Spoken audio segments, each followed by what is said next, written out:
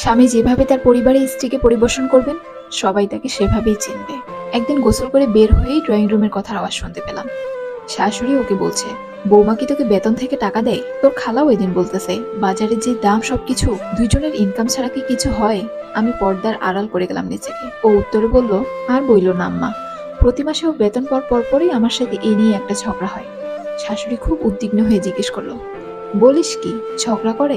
হ্যাঁ আম্মা, প্রত্যেক মাসে সে বেতন পেয়ে আমাকে সাধে। আমি প্রতি মাসে তাকে বকা দিই। বলো তো আমাকে, টাকা দিতে হবে কেন? ও যখন ছিল না আমি কি সংসার চালাতে পারি নাই?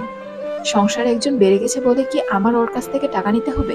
শাশুড়ি মুখ গোমরা করে বললেন, জিনিসপত্রের যে দাম, মা একজন আর কি বেশি খায়?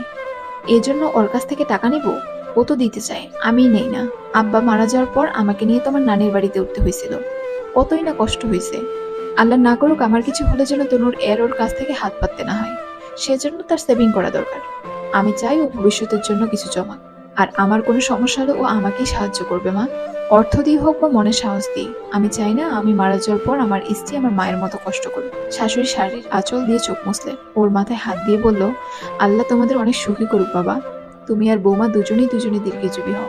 সেদিন পর্দার আড়ালে আমিও দুফোঁটা কেঁদেছিলাম। এমন স্বামীর স্বপ্ন সবাই দেখে, যারা স্ত্রীকে সবার কাছে উঁচু রাখে এবং তার ভবিষ্যৎ সম্পর্কেও ভাবে।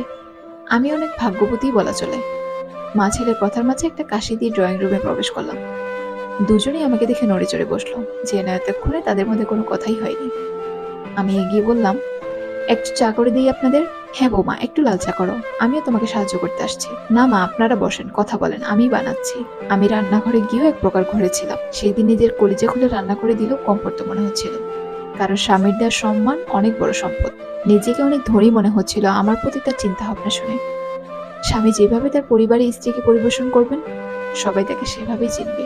এটাই স্বাভাবিক। এমন একটা মানুষকে চোখ বন্ধ করে বিশ্বাস করা যায়, ভালোবাসা যায়।